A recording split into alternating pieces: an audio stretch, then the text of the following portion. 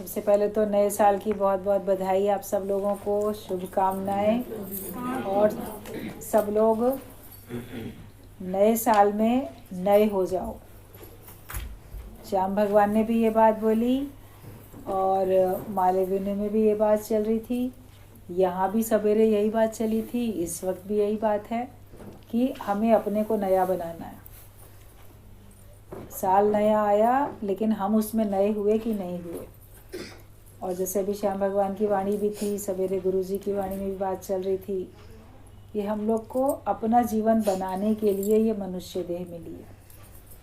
मनुष्य देह किसी और काम के लिए नहीं मिली, अपना जीवन बनाने के लिए मिली है। और वो उद्देश्य हमको गुरु सिखाते हैं, वो बताते हैं, सिखाते हैं और हमको पूर्णता में लाने के लिए करते हैं। जैसे अभी नया साल शुरू हुआ, आज 2025 शुरू हुआ है, तो जो 25 की संख्या है इसका बहुत महत्व है। ये एक विशेष संख्या मानी जाती है। अपने हिंदू धर्म में 4 जो आश्रम हैं वो 25-25 साल में पूरे होते हैं। ब्रह्मचर्य आश्रम के लिए 25 साल बताए गए, गृहस्थ आश्रम के लिए 25 साल बताए गए, वानप्रस्थ के लिए 25 साल हैं, सन्यास के लिए 25 साल है। मतलब 25 साल आने पे वो पूर्ण हो जाता है। उसके बाद हम आगे नेक्स्ट उसमें जाते हैं। और सन्यास आश्रम जब पूर्ण हो जाता है तो हम परमात्मा से मिलके एक हो जाते हैं। तो ये 2025 हमको पूर्णता में लाने के लिए, ये सोचो कि हमारे जितने भी साल अभी तक के बीते, आपकी शरीर की आयु कितनी भी है, लेकिन अगर हम 2025 में हैं तो ये हमको पूर्णता में लाने के लिए, जो भी हमारे अंदर में अधूरापन है उस अधूरेपन को हमको इस साल पूरा कर लेना है। और अधूरापन परमात्मा से ना मिलने के कारण है, वो ही असली अधूरापन है। बाकी माया में तो कभी भी आपका पूरा पड़ेगा नहीं, माया तो अधूरी है, उसका अधूरापन आप कभी दूर कर ही नहीं सकते। आपको लाख करोड़ मिल जाए, कितना भी मिल जाए, लेकिन तो भी तृप्ति नहीं आएगी। तो पूर्णता तो हमको परमात्मा से मिलने पे ही आती है। तो इस साल में हम लोग को अपने जो भी अंदर में अधूरापन है उसको दूर करना है, दूसरे के अधूरेपन को भी दूर करना है, और अपने इस साल इस जीवन में जो भी काम आपके थे कि जो आप कर सकते थे वो आपने नहीं किए, वो आपको पूरे कर लेने हैं। तो सबसे मुख्य काम तो ईश्वर को पाने का ही था, मुक्त होने का था। अभी श्याम भगवान की वाणी में भी बात चल रही थी कि अगर तुम मुक्ति का निश्चय आज इस समय अभी बैठ के नहीं कर रहे हो तो अभी उठ के अपने घर जाने की ज़रूरत नहीं हो। पहले मुक्ति का निश्चय करो, उसके बाद उठ के जाओ। और नहीं होता है तो यहीं रहो, यहीं बैठे रह जाओ। मतलब कहने का ये था कि नाउ और नेवर का ज्ञान है। अभी नहीं तो कभी नहीं, आज नहीं करोगे तो कब करोगे, अभी अपने को पूर्ण नहीं बनाओगे तो कब बनाओगे। वरना तो हमेशा कुछ ना कुछ हर एक के जीवन में रहता ही रहता है कि हाँ ये भी काम अधूरा, वो भी काम अधूरा, और अच्छा ये भी पूरा कर लें, वो भी पूरा कर लें। ये अपने जीवन में हर एक कैसी रहता है। लेकिन परमात्मा का नाम लेते सब चले जाएं। हम लोग को सच्चा गुरु ब्रह्म ज्ञानी मिला, उसने सबको पूरा बनाया। उन्होंने दृष्टि डाली ही भगवान की डाली। हम सब जब पहली बार सत्संग में आते हैं तो कितने तरह के खोट होते हैं, कितनी तरह की कमियां होती हैं। उन सारे खोट, उन सारी कमी को नज़रअंदाज करके गुरु हमारे पर पावन दृष्टि डालता है। वो हमको ब्रह्म करके देखता है, वो हमको भगवान करके देखता है। तो हम भी वैसे ही होते चले जाते हैं। अगर वो हमको इतनी ऊंची दृष्टि से ना देखे तो हम लोग इतने ऊंचे कहाँ उठ सकते हैं। हम लोग वहीं के वहीं रहेंगे। जगत वालों ने, किसी ने भी हमको इतना ऊंचा करके नहीं देखा, लेकिन केवल गुरु ही है जो हमको इतना ऊंचा करके देखता है। और केवल देखता ही नहीं है, हमको उस ऊंचाई पे पहुंचाता भी है। सवेरे वहाँ पर प्ले वगैरह नाटक भी चल रहे थे कि कैसे सत्संग से पहले कैसा जीवन होता है, सत्संग के बाद कैसा जीवन होता है। तो चलो सबने मेहनत करके बड़ा अच्छा सा किया, मगर आप लोग सब अपने जीवन को देखो। सत्संग में आने के पहले कैसा जीवन था और अब कैसा जीवन है। जो सत्संग में आने से पहले जो हम लोग का सबका जीवन था हर एक को जो सत्संग में पहले आने का जो जीवन था वो एकदम अधूरा अधूरा था। उसमें बाहर की तरफ आपका मन था, आपकी इंद्रियां बाहर की तरफ थी, मनोवृत्तियां आपकी बाहर की तरफ थी। लेकिन अब कैसे अंतर्मुखता आ जाती है। पहले माया को ही सच समझते थे, माया की बातों में ही मन लगता था, उसी में खुशी तलाश करते थे। अब हर एक को भगवान के नाम में खुशी तलाश करनी आ गई है और उसमें मिलती भी है। जो सुख पायो मैं राम भजन में, सो सुख नाही है मेरी में। भगवान के नाम में जो आनंद है वो कहीं पर भी नहीं है। ये बात अब अनुभव होती है हर एक को और यही सच है। बाकी तो फिर भी अदला बदली है, ये जग अदला बदली है, सब बदलने वाला है। लेकिन एक भगवान का नाम नहीं बदलता, एक भगवान नहीं बदलते हैं। अपने अंदर में स्थिरता रखो, अपने अंदर में शांति रखो और अपने अंदर में जब आपके कोई चाह नहीं होगी माया की, तब आपके अंदर से ये आनंद का स्रोत बहने लगेगा, हमारे अंदर से ही प्रकट हो जाएगा और उस आनंद में आप आनंदित रहोगे और सब लोग आनंद में आनंदित रहेंगे। अपने अंदर के आनंद को प्रकट तो करें, बाहर से लेते रहते हैं।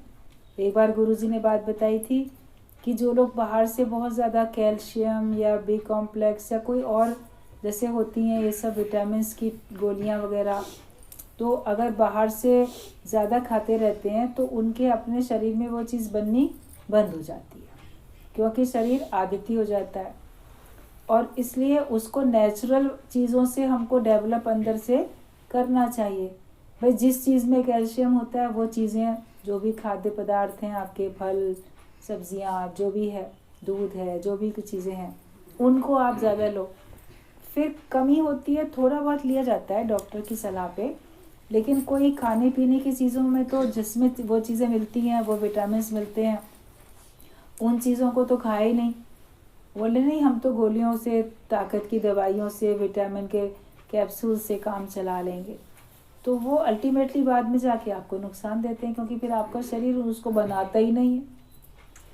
तो बाहर से लेने में आपका नुकसान है ना। आप ऐसे चीज़ लो जिससे आपका अंदर से वो बने। तो ज्ञान से हमारे अंदर प्रसन्नता बनती है। हम बाहर से लेते रहते हैं, मेरे मन के मुताबिक काम हो गया, बड़ा खुश हूँ, ये चीज़ मिल गई, बड़ा खुश हूँ। तो हमारी प्रसन्नता का जो आधार है वो बाहर से है। तो हम अंदर की खुशी को कभी जान ही नहीं पाते, अंदर की खुशी को हम कभी महसूस ही नहीं कर पाते।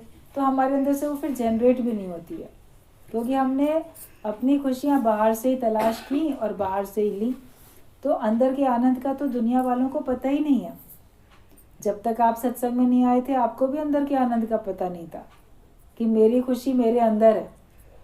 बाहर ही तो समझी थी हर एक ने, पैसा मिलेगा बड़े खुश हो जाएंगे, परिवार प्रेम करेगा बड़े खुश हो जाएंगे, पदार्थ मिल जाएंगे बड़े खुश हो जाएंगे, खुशियाँ ये सब होगा तो हम खुश होंगे। लेकिन अब वो सब नहीं है तो भी आप तो आनंद में हो, क्योंकि अब गुरु ने बाहर का आधार लेना पहले छुड़ा दिया। कि जब पहले से बाहर से खा रहे थे ना ये सारे टैबलेट्स, इनको खाना करो बंद, पहले जो असली भोजन है उसको लो, जिस भोजन में वो होता है, भगवान के नाम में ज्ञान का भोजन, मन का भोजन ज्ञान है, वो लो। तो तुम्हारे अंदर से ही खुशी आनी शुरू हो जाएगी, अंदर से प्रसन्नता आनी शुरू हो जाएगी। जब बाहर का आधार लेना बंद करेंगे तब आप अंदर से प्रसन्न हो जाओगे। तो फिर आप देखते हो कि आप अंदर से जब इतने तृप्त हो, इतने भरपूर हो, फिर आपको बाहर की चीज़ें मिलें या ना मिले, मिलती है तो भी ठीक है, नहीं मिलती है तो भी ठीक है। तो हमें खुश रहने की कला आ जाती है। हर एक को सत्संग में आने के बाद खुश रहने की कला आ गई है हर एक को, और इससे वो खुद भी रहता है और दूसरों को भी वो खुश रख पाता है। अब किसी का भी उदास मायूस चेहरा देखोगे तो आपको लगेगा कि क्या करें जो इसकी उदासी मायूसी हम दूर करें। क्यों ये इतना उदास है, क्यों परेशान है, क्यों जगत को ये सच मान के बैठा है जिस वजह से ये परेशान है, इसको सही समझ क्यों नहीं मिल रही है। तो आपका दिल चाहेगा कि जो जो भी हमको उदास चेहरे दिखते हैं उनके सबके चेहरे की उदासी खत्म करें और सबके चेहरे पे हम जो है मुस्कुराहट भर दें, या से आपका दिल चाहेगा, क्योंकि अब आपको खुद भी खुश रहने की कला आई और वही आप दूसरे को देते भी हो। यही एक काम केवल गुरु ने बताया, और नए साल में हमको सबको यही काम करना है कि हम अपने को भी भगवान के रास्ते पे लगाएं, दूसरों को भी भगवान के रास्ते पे लगाएं, और जिसके अंदर जो जो कमी है, 31 तारीख को ही आप लोगों को बात बोल दी गई थी, 31 दिसंबर को ही, कि जो आपने अपनी कमी महसूस की, उस अपनी कमी को जांचो और उसको दूर करने के लिए क्या करना है वो अंदर से आप खोज करो कि मैं क्या करूं जिससे मेरी वो कमी दूर हो जाए। आपको आपके अंदर से पता चलेगी, वो कमी फिर दूर हो जाएगी, और उसी के लिए पुरुषार्थ करो, संकल्प अपना वही रखो। हर एक को अपनी अपनी कमी पता होती है, एक भी कमी रहने ना पाए, छोटी छोटी कमियां भी ना रहने पाए, उनको हमें दूर करते चलना है। तो जब हम खुद देख लेंगे इस बात को कि मेरे अंदर ये कमी है, तो आप उसी वैसे ही संकल्प करोगे। लेकिन जो भी संकल्प करो फिर उसको निभाओ भी, उसके हिसाब से चलो भी, वरना 1 तारीख में या किसी और मौके पे संकल्प तो सब लोग बड़े खूब अच्छे से कर लेते हो, मगर साल पूरा बीतता है तो स्थिति वहीं की वहीं रहती है कि रहे तो वैसे के वैसे ही। तो ऐसा अब की बार में नहीं करना। अब की बार में आप लोग को ऐसे करना है कि जो आपने ठान लिया आपको वैसा ही चल के अपना जीवन दिखाना है, अपने स्वयं को और परमात्मा को। भगवान भी तो देखे कि मेरी संतान मेरे जैसी हुई कि नहीं हुई। पिता जब अपने पुत्र को देखता है कि ये बिल्कुल मेरी तरह से कार्य करने लगा तो उसको खुशी होती है। तो भगवान को भी खुशी होती है कि मेरा भक्त अब मेरी तरीके से कार्य करता है। और जो ये ज्ञान सब में बांटता है वो तो भगवान का प्रिय भक्त होता है। आप खुद ज्ञानवान बनोगे तब तो दूसरे को ज्ञान बांट सकते हो, वरना आप ही ज्ञानवान नहीं हो तो कैसे आप दूसरे को ज्ञान बांट सकते हो। तो ये अपने अंदर में संकल्प हर एक को लेना है। अभी बाद में आप लोगों से पूछा भी जाएगा, आप लोग बताओगे भी किसने क्या संकल्प लिया है।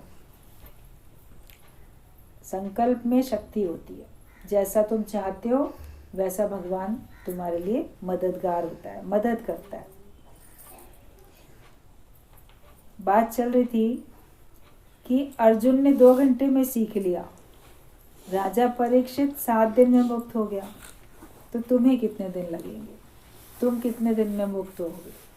कितने साल हो गए सत्संग में आते हो, तो हम कितने दिन में मुक्त होंगे? हमें अपनी तो मुक्ति को देखना है कि मैं कितने दिन में पक्का कर सकता हूँ। तुम यहाँ क्या लेने आते हो? सत्संग में आते हैं तो हम क्या लेने के लिए आते हैं? अपने मन से सवाल करो कि मैं सत्संग में जा तो रहा हूँ, लेकिन मैं वहाँ क्या लेने जा रहा हूँ? फिर आपका मन जब ये बोले कि नहीं मैं तो ज्ञान लेने जा रहा हूँ, तो ज्ञानवान मुझे बनना है, मैं ज्ञान लेने के लिए जा रहा हूँ और मैं अपने ज्ञान में ही रहूँगा। तो केवल लेने नहीं आओ, देने भी आओ। तो दोगे क्या? अपना अज्ञान दोगे तो आपको ज्ञान मिलेगा। भाई सौदा करते हो, आप दुकान में जाते हो तो आप कुछ देते हो कीमत, तब आपको वस्तु मिल जाती है। तो आपके अपने अंदर में जो अज्ञान है उस अज्ञान को पहले दो तो तुमको ज्ञान मिलेगा। बोलते बर्तन खाली करोगे तब तो उसमें दूसरा सामान रखा जाएगा, बर्तन खाली नहीं करोगे तो कैसे सामान रख सकते हैं? तो सत्संग में आओ, कुछ लेने कुछ देने, मतलब अपने अज्ञान को दो और ज्ञान को लेके जाओ। और तुम क्या लेने आते हो ये देखो। और गुरु को भी क्यों बुलाते हो? हमारे घर आओ, हमारे घर में सत्संग करो, हमारे शहर में आओ, तो तुम उसको तकलीफ देने के लिए बुलाते हो या उससे सचमुच में सच्चा पक्का सौदा करने के लिए बुलाते हो? ऐसे तो लोग अपने संबंधियों को भी बुलाते रहते हैं, मित्रों को भी बुलाते रहते हैं। आए बस आपस में हंसे बोले, खाया पिया, फिर चले गए। उन्नति नहीं होती, वहीं के वहीं रहते हैं। वो भी माया में था और बाद में भी माया में रहता है। तो गुरु को बुलाया भी, मान लो अपने घर में बुलाया, सत्संग के लिए बुलाया, अपने शहर में बुलाया, सत्संग के लिए बुला दिया। गुरु आए भी, सत्संग करके चले भी गए, और तुम जैसे पहले थे बाद में भी वैसे ही रहे। तो उनको तकलीफ देके बुलाने से क्या मतलब हुआ? खुद भी जो इतना आयोजन किया तो उससे फिर क्या मतलब हुआ? हमें उसमें अपना समय और उनका समय बर्बाद ही तो किया। सौदा करो तो सच्चा सौदा करो, पक्का सौदा करो कि हम आए हैं तो हम मुक्त होंगे। आपको बुलाया है तो फिर जो आपने बात बताई उस पे चलेंगे। और ये गुरु को भी जैसे हमको अपनी तरफ से तसल्ली देनी होती है कि नहीं, जो आपने ज्ञान दिया हम उस इशारे पे चल रहे हैं, आपके रास्ते पर ही चल रहे हैं, इसी रास्ते पे चलेंगे। अब हमारे कदम इधर उधर लड़खड़ाएंगे नहीं, इधर उधर हम लोग जाएंगे नहीं, हम अपने इस ज्ञान के मार्ग पे ही चलेंगे। तो हम गुरु को भी क्यों बुलाते हैं? तकलीफ देने के लिए। तुम निश्चयात्मक बुद्धि रखो, तुम, हम और ये सब आत्मा ही है। ये सब ना मरने वाला आत्मा है। जो भी हम सब हैं, कोई भी उसमें मरने वाला नहीं है। मतलब कि अमर आत्मा है हर एक को। शरीर जाएंगे। अभी कितनी श्याम भगवान ने शरीर की बात बोली कि शरीर तो सबके विनाशी हैं, जाते रहते हैं। आने जाने की बाजार में हम सब बैठे, जगह सराय, कोई आए कोई जाए। वो तो सब धर्मशाला में ही बैठे हो, कोई आएगा कोई जाएगा। लेकिन हमें किसी के आने जाने में दुख ना हो, तकलीफ ना हो, ये हम पक्का ज्ञान करके बैठे। बाकी प्रेम है तो याद है, याद है तो प्रेम है। लेकिन हमें उसमें किसी प्रकार की तकलीफ अंदर से नहीं होनी चाहिए कि मेरे को बड़ी कोई तकलीफ हो रही है। तो बस सब तरफ आत्मा ही आत्मा है और ये मरने वाला नहीं है। कोई भी मरने वाला नहीं है। जगत में कोई मरता ही नहीं है। संसार में मौत बनी ही नहीं है। कभी नहीं बोले कि मृत्यु है कोई चीज़, बोले मौत जो है वो बनी ही नहीं है। ये निश्चय अपने दिल में रखो। तुम्हारा गुरु भगवान भी हमें नहीं मार सकता है। प्रभु के सिमरन गर्भ न बसे। जन्म में नहीं आएगा इसलिए मरेगा भी नहीं। तो तुम्हारा जो कोई है तो भगवान भी तुमको नहीं मार सकता है। ये बात तो पक्की करो कि भगवान भी तुमको मार नहीं सकता है। मौत बनी ही नहीं है, भगवान तुम्हें मार ही नहीं सकता है। और जो भगवान के सिमरन में रहता है तो वो जन्म मरण के चक्कर में फिर आता भी नहीं है। तो यहाँ तो मरता ही नहीं है तो फिर जन्मेगा कैसे? तुम निडर हो जाओ। और तुम भी मरने वाले नहीं हो। अभी भगवान के पास तो जगह ही नहीं जो तुम्हें मार के रखे। कहीं जगह होगी तब तो किसी को बुला के रखेंगे ना। जहाँ पे जगह ही नहीं है तो फिर क्या बोलेंगे कि आओ तुम यहाँ रह जाओ। तो भगवान के पास अब जगह ही नहीं बची है कि तुमको मारे और तुमको अपने पास ला के रखे। तो वो तो हर एक को अपने जो अमर आत्मा होते हैं, जो भगवान के भक्त बन जाते हैं, तो वो भगवान से मिलके एक होते जाते हैं। ना उनको यहाँ जगह ना उनको वहाँ जगह, वो तो भगवान से मिलके सब तरफ एक ही होते हैं। महात्मा गांधी ने अंग्रेजों को कहा कि अधिक से अधिक तुम जेल में रखोगे तो कितने लोगों को तुम जेल में रख सकते हो? अपने देश में इतने करोड़ लोग हैं तो तुम्हारी जेलें छोटी पड़ जाएंगी। हम लोग को कितनों को तुम जेल में रख सकते हो? तो जब जेलें ही भर जाती थी तो फिर छोड़ दिया करते थे अंग्रेज लोग। वैसे आंदोलन कर रहे हैं, सत्याग्रह करते हैं तो उनको फिर पकड़ पकड़ के जेल में डाल देते थे। फिर बाद में वो लोग छोड़ ही दिया करते थे कि अब करें क्या, इनका तो काम जेल में है तो भी चल रहा है। तो भगवान के पास भी कोई ऐसे फालतू जगह नहीं है जो कि तुमको बुला के वहाँ पे रखेगा। वो तो तुम सब भगवान का रूप बन जाते हो तो सब भगवान से मिलके एक होते जाते हो। कोई तुमको खौफ और खतरा भी नहीं रहेगा। सो साहिब चिंता करे जिसो पाया जाए। मनुष्य अपने जीवन में चिंताएं करता है। और चिंताएं क्या करता है कि मैं कहाँ रहूँगा और कहाँ से मैं खाऊंगा। सत्संग में आके ये दो प्रकार की चिंताएं हमारी खत्म हो जाती हैं कि हम रहेंगे कहाँ और हम खाएंगे कहाँ से। वो तो जहाँ भगवान चाहेगा वहाँ रहेंगे, जो भगवान हमको खिलाएगा वो हम खा लेंगे। हर एक अपनी प्रारब्ध का ही तो खाता है, हर एक का भाग्य है वो उसको खिलाता है। तो अगर आपकी रहने की और खाने की चिंता मिट जाए जैसे भगवान चलाए वैसे चलो। कभी कभी तो होता है कि आपको बहुत कुछ मिल जाता है। एक बार बात चल रही थी कि मीराबाई के लिए तो जहर अमृत बन गया, लेकिन जो सुकरात थे उनको जहर का प्याला मिला तो उनका तो अमृत नहीं बना। तो उनका अमृत क्यों नहीं बना? वो भी तो भगवान के भक्त थे।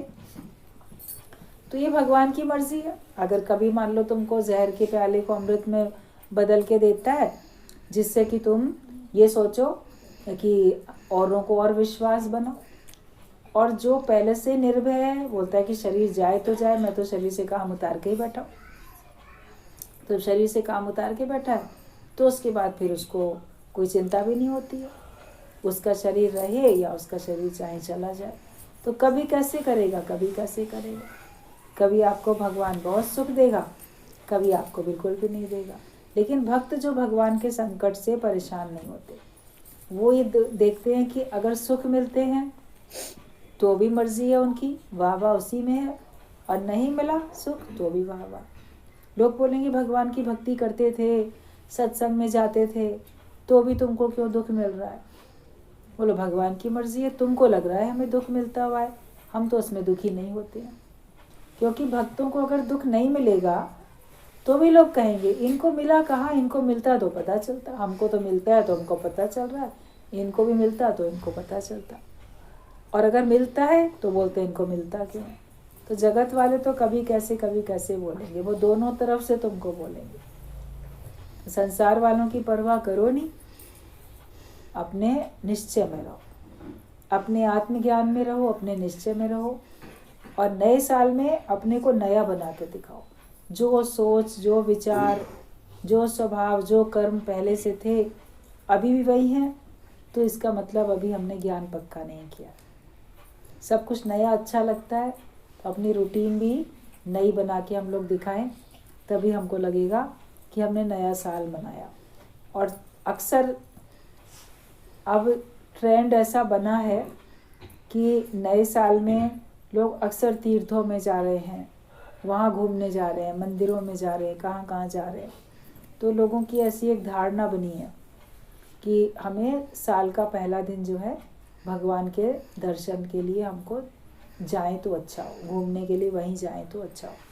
तो अपने शहर में भी मंदिर है, केवल दूसरे शहरों में ही मंदिर थोड़ी है, आपके अपने शहर में भी तो मंदिर है। तो नए साल की अपने जीवन की शुरुआत आप भगवान के दर्शन से करो। और जो सत्संग में आने वाले हैं सत्संगी प्रेमी, तो ज्ञान का मंदिर है, उनके लिए सत्संग में ही सब कुछ है, तो वो सत्संग में आते हैं, तो सत्संग में आके उनको सब कुछ मिल जाता है। वरना तो मंदिर मंदिर मूरत तेरी, फिर भी न देखे सूरत तेरी। मंदिर मंदिर में भगवान की मूर्ति है तो भी भगवान उनको नज़र नहीं आते। और यहाँ भगवान के बनाए हुए इतने बंदे हैं, उन्हीं में सबको भगवान नज़र आते हैं कि ये मूर्तियाँ इंसान की बनाई हुई नहीं है, ये मूर्तियाँ भगवान की ही बनाई हुई हैं। तो हर एक में भगवान के दर्शन करें और अपने अंदर में नया उत्साह, नई उमंग रखें। पुरानी बातें सोच विचार करनी कर दो बंद, तो फिर आपका नया साल बहुत अच्छा बीतेगा। और इस नए साल में सब लोग बहुत स्वस्थ रहें, अपनी रूटीन अच्छी बनाएं, मुस्कुराते रहें, आपस में सब प्रेम करते रहें। प्रेम वाला जीवन सबके लिए बहुत अच्छा जीवन होगा। तो नए साल को बहुत अच्छे से मनाओ। आज का दिन आप लोगों ने शुरुआत से बहुत अच्छे से मनाया है। शाम तक आप लोग को सबको एक दूसरे को देख के मुस्कुरा रहे हो, सुंदर सुंदर बन के सब बैठे हो, अच्छा लग रहा है देखने में। तो ऐसे ही अपना जीवन सबको बनाना है।